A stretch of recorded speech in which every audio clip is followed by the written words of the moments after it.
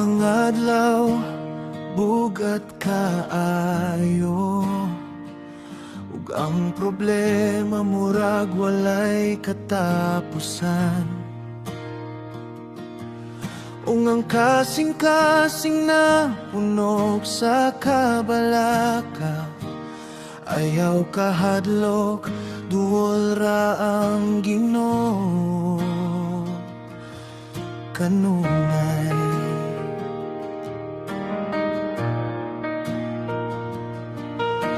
Adunay luha nga walay nakakita, adunay kasakit nga ikaw ray nasayod.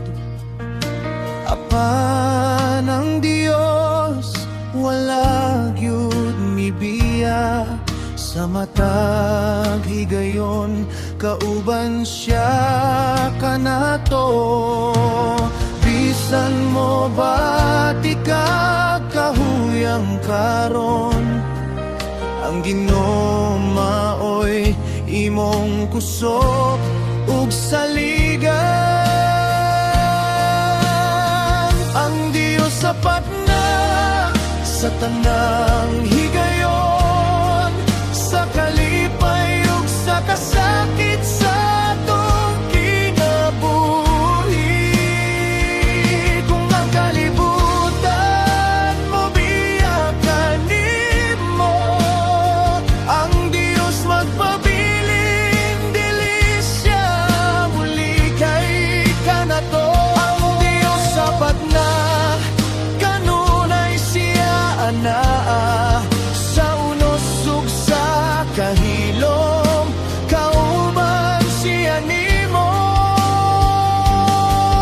Padayon ayaw kawala sa paglaon, ang Dios sapat na ug dili ka niya biyaan.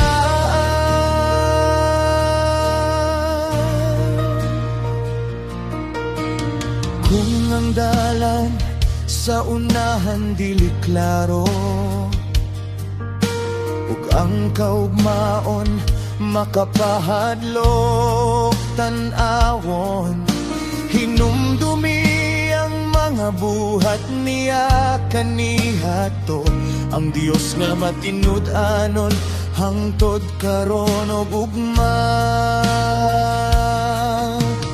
Ang dili nimo masabtan karon, masabtan ra nimo sa hustong panahon. Ang Dios sapat na sa tanang higayon, sa kalipay ug sa kasakit sa atong kinabuhi. Kung ang kalibutan mo biyakan nimo, ang Dios magpabiling dili siya muli kay kanato. Ang Dios sapat na kanunay siya anaa, sa unos ug sa kahilom kauban siya nimo. Padayon ayaw kawala sa paglaon, ang Dios sapat na ug dili ka niya biyaan.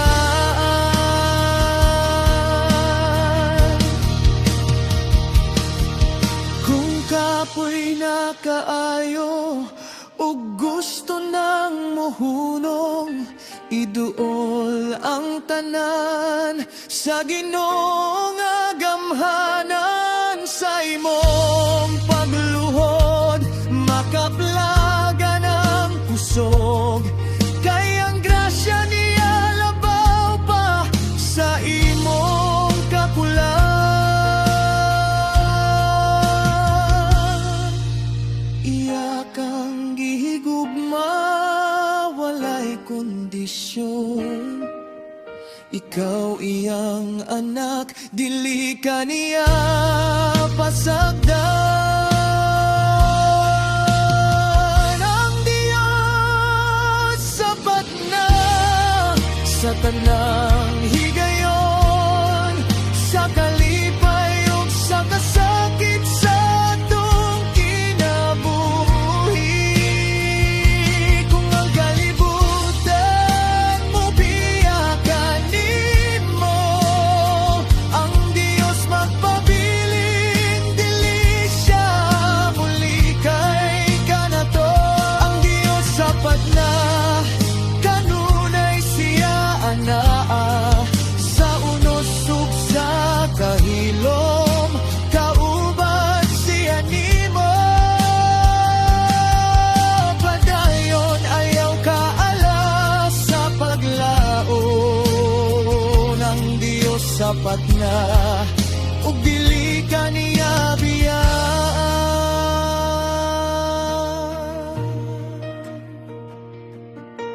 Bisan unsa pa ang imong giagyaan karon, ayaw kalimti. Ang Dios sapat